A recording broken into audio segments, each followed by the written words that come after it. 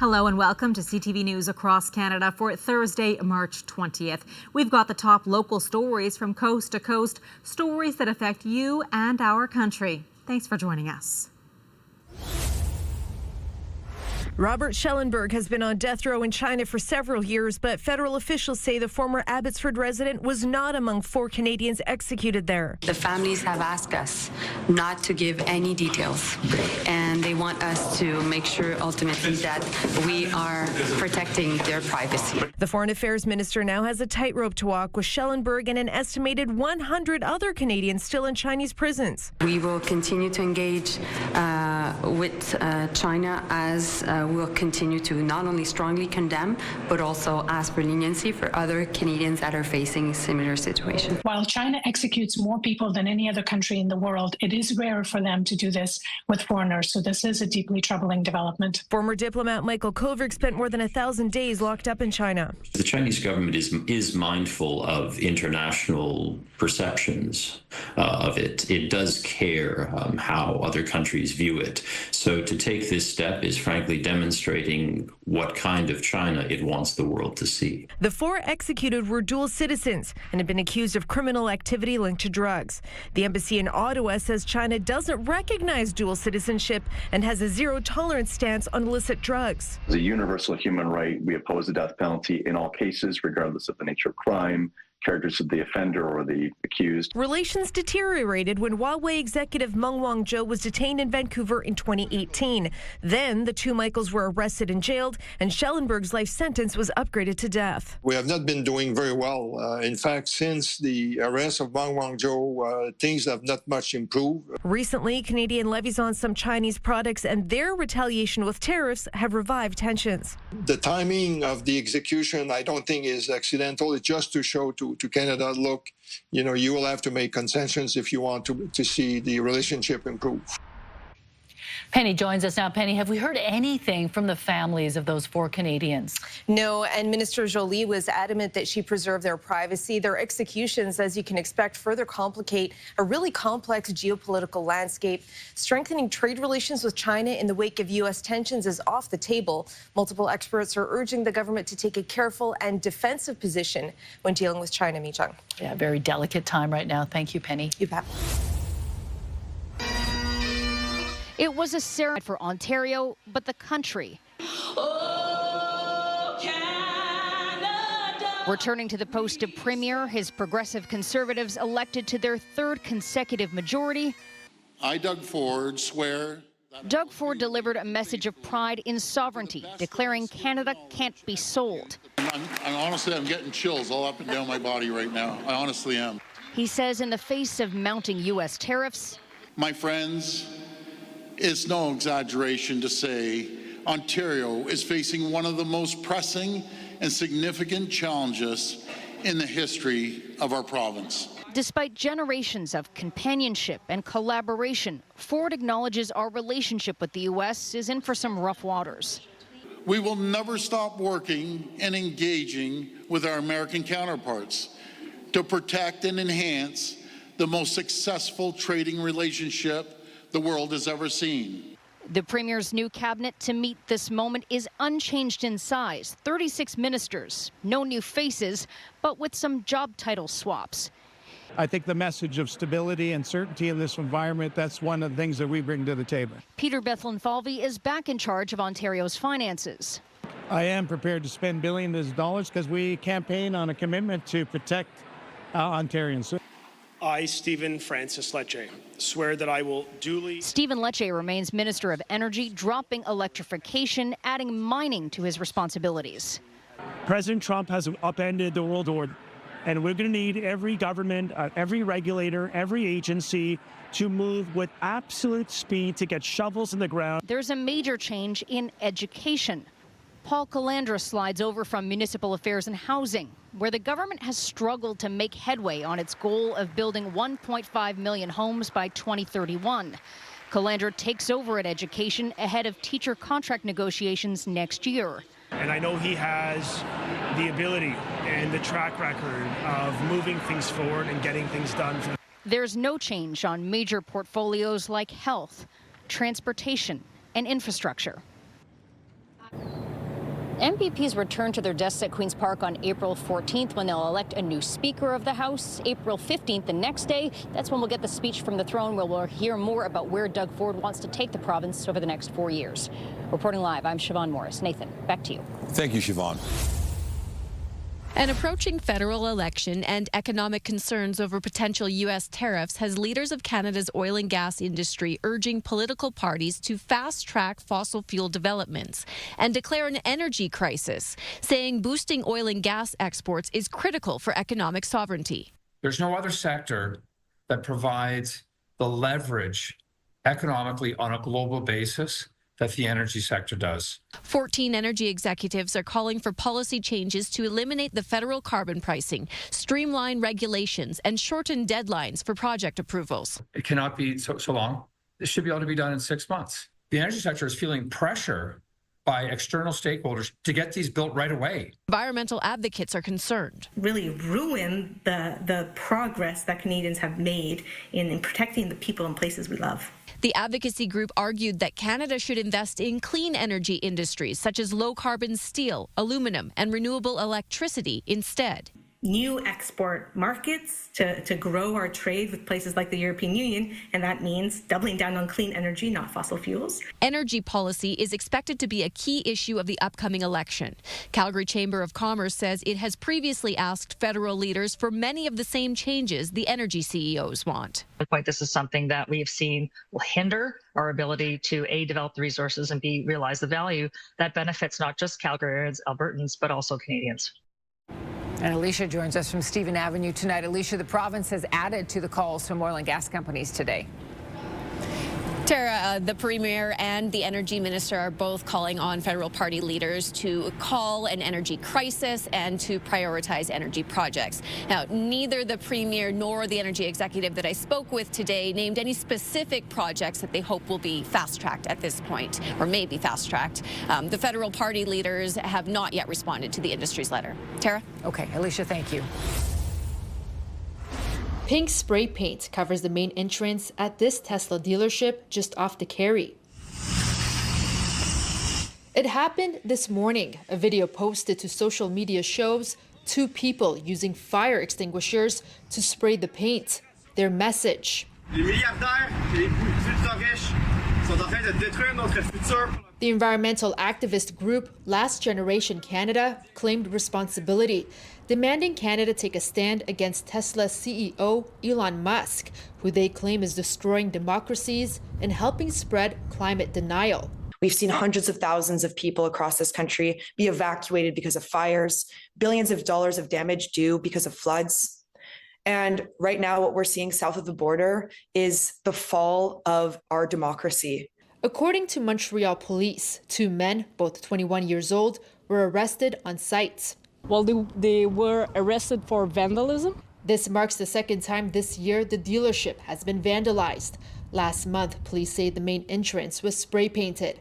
That case is currently under investigation. No arrests have been made, and police are not linking the two events. I think it's totally disgusting and inappropriate. Attacks against Tesla are becoming more common. Yesterday in Las Vegas, Tesla vehicles were set on fire. The FBI is investigating it as a possible act of domestic terrorism.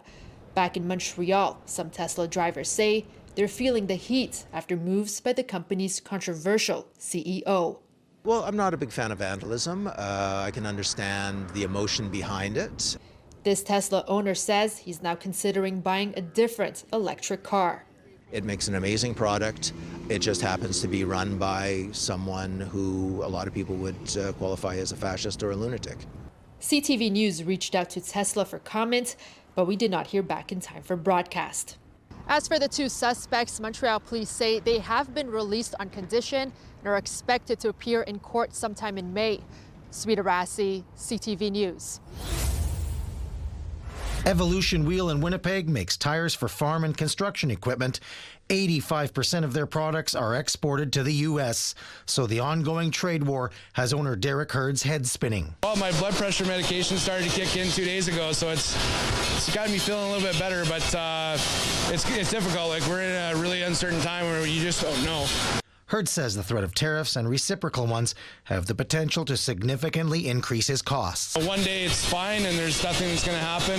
Next day you're paying 25%, and then the next day you could be paying 75%. On the eve of the provincial budget, Premier Wab Kinew is promising his government will lay out 2 financial scenarios, one without tariffs and one with, including supports for the economy and businesses. You'll be able to see, here's what the books would look like if Trump wasn't up to what he's up to each and every day, and then here's the contingency plans that we have in place to support our economy and support our jobs. The province has already announced some relief measures, including tax deferrals, but the Canadian Federation of Independent Business says more is needed. They'd like to see the removal of sales tax on insurance products, equipment, and machinery purchases. This is intended to help stimulate investment at a time when U.S. tariffs threaten to disincentivize businesses from growing or expanding their operations. And the Canadian manufacturers and exporters would like to see an emphasis on skills training for workers and some form of tax relief as well. So what kind of,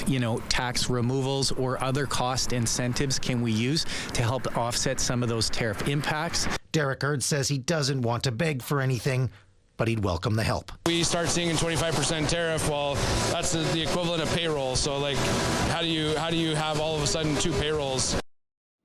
The Premier said the budget will also focus on putting people to work by building hospitals, schools, roads, highways, and personal care homes. All right, thanks for this, Jeff. Disease experts are clarifying today whether you need to consider another measles vaccination.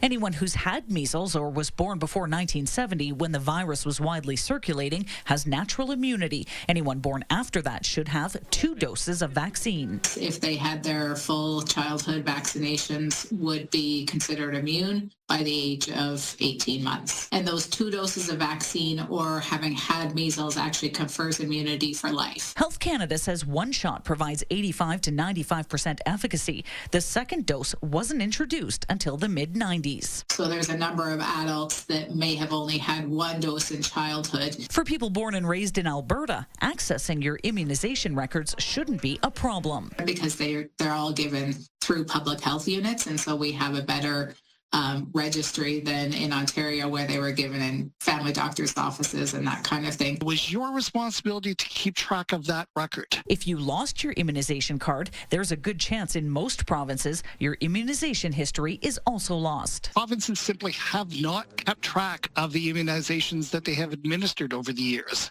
We are calling for every province to put in place is to have a central vaccination registry that is available to individuals so they can access their own vaccination history and to make those registries talk to each other so that if you move from one province to another, your vaccination history can follow you. If you can't confirm you've already had both, Dr. Smith says for the average healthy person, getting an extra one now won't hurt. Public health is going to need to come out with some messaging about whether they should just go ahead and get that extra dose. Alberta Health says it has obtained extra measles vaccines to keep up with what it expects will be high demand.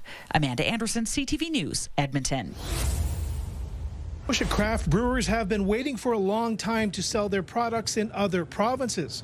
Today, New Brunswick made a move to break down some of the internal trade barriers when it comes to alcohol. That's great to see provinces coming on board, opening up for individual customers to buy directly cross-border. Premier Susan Holt introduced amendments to the Liquor Control Act that allows that to happen.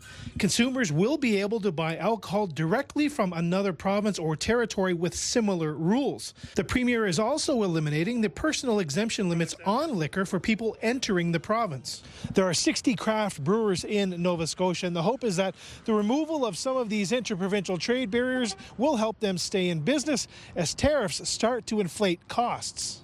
Our can prices are going up. Hops just got put on the list of counter tariffs. So all of my hops coming across from the U.S., which is the majority, are going to get slammed with 25% tariff at the Canadian border. It's all part of the growing trade war with the United States. One tactic north of the border has been the removal of American alcohol from store shelves. We're working a deal to hit New Brunswick right there, which is like right above Maine. With no customers to sell to, Kentucky bourbon distiller Bro Brothers have had to put their growth strategy into the country on hold. Part of the expansion is being able to go into the Canadian market, which is a huge market. You know, there are neighbors, there are brothers, and you know, this is something that we've kind of been working on behind the scenes, and all of a sudden, this hard work that we've had is now being impacted. This was where our U.S. products were displayed previously. Those shelves are now filled with local products. NSLC customers don't seem to mind not being able to buy American booze. We've seen a lot of positive support, especially in those initial days where people were coming in and really proud to see the stance that our province was taking. With New Brunswick now opening its borders to alcohol, it seems there will be even more local selection to choose from. Jonathan McGuinness, CTV News, Halifax. It must have been like embedded that way in the sausage. It's not the kind of thing that anyone wants to see inside their food. A sharp piece of metal, about an inch long, embedded inside a Kirkland brand honey garlic sausage. What looks to me like it's a piece of a drill bit. Another piece of sausage had twisted plastic inside. Karen Edmonds purchased the meat at the Barhaven Costco in mid-January. Immediately after chomping down on the misplaced metal, Edmonds says she went straight to the dentist. They were able to get me in immediately that evening. They had taken x-rays and they found out that, yes, indeed, my tooth had cracked. And the next day, Edmonds returned to Costco. I had taken the actual metal piece and the piece of sausage that had the plastic in it. They had me fill out an incident report and they reimbursed me for the package of sausages. Roughly 2 months later, she was sent a member courtesy offer of $708 to cover her initial dental bills, but she declined as the costs had since climbed. I like to actually have been reimbursed for my expenses to date, plus a reassurance that I will get reimbursed for any of the additional dental expenses that I am going to incur. The pain persisted, and eventually she would need a root canal and more. This is the report from the dental office. Ultimately, the third-party claims administrator for Costco investigated and determined Costco was not liable, but Edmonds isn't buying it. Costco is a big box store, really, and for them to basically dismiss this as if they weren't at fault, I feel that, you know, they need to be held liable for it.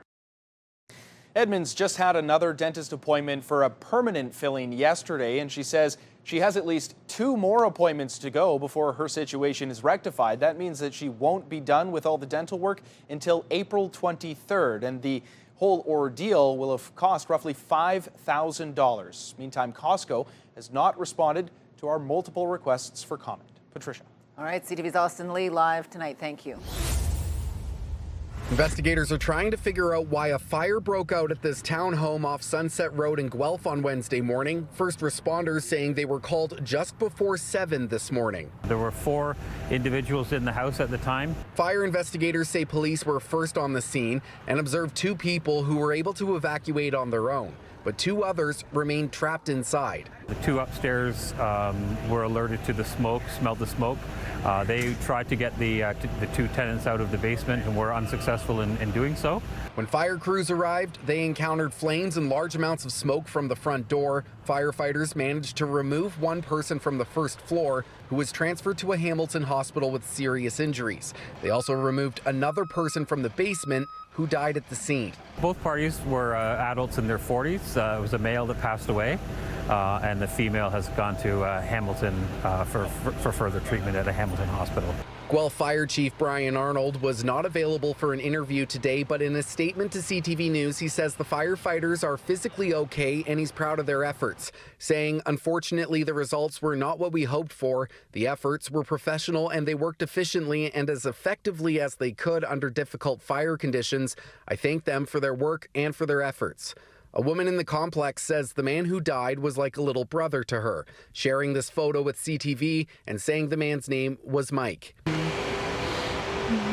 The Office of the Fire Marshal is now on scene investigating what happened and will try and determine where, how, and why the fire started, along with if there were working smoke alarms on each floor of the home. Provincial fire investigators do expect to be here for a couple of days. Now, I can confirm that a dog was rescued from the fire. This is the first fatal fire in Guelph this year. And while Chief Arnold says they're still determining if there were working smoke alarms on each floor, he urges all owners, residents, and property managers to make sure there are working smoke alarms on each floor of their home and to practice a fire escape plan. Tony. All right, Colton Weens live in Guelph with that story. Colton, thank you very much. It's a balanced budget, but the government did not build in any contingency to address the impact of tariffs. We don't know what the tariffs are going to do, what the cost is going to be. They're changing by the day, it seems. Until the impact is clear, the government feels it has prepared the best it can. We've been cautious on our expenditures in today's budget and prudent on revenues to put us in the best possible financial position to weather the impacts of any tariffs. The $21 billion balanced budget delivers on Saskatchewan party election promises. We focused on education, healthcare, community safety, and affordability. Among affordability measures is the largest personal income tax reduction since 2008. Personal tax exemptions will be increased. The reduced 1% small business tax rate becomes permanent. The active families benefit tax credit will be doubled to $300 per child. A home renovation tax credit will be reinstated, providing $420 per year. And the graduate retention tax credit will increase 20% to $24,000. Beyond that, we're very prudent with expenditures. Health and education will be the two biggest expenditures. 4 new schools will be built in Saskatoon, along with 1 replacement. More urgent care centers will be constructed across the province, and 1,000 kilometers of highway will be improved. The NDP opposition believes the budget missed the mark by not accounting for tariff impacts. Nothing that's been built into this budget, no plan, no contingency, no measures to build up the economy. The one thing that wasn't expected today is that the budget would be balanced. That's ahead of schedule. However, if the province has to spend money dealing with the impact of tariffs in the future, that could throw this budget back into deficit territory. Wayne Mantika, CTV News, Regina. Again, I'm just going to walk through without stopping. The tablet shows an image of me walking through the system with a box where the item was located. This corporate video demonstrates how the Evolve AI-powered weapons detection system will work. LHSC Supervisor David Mouche told a community meeting Wednesday staff are now training on it.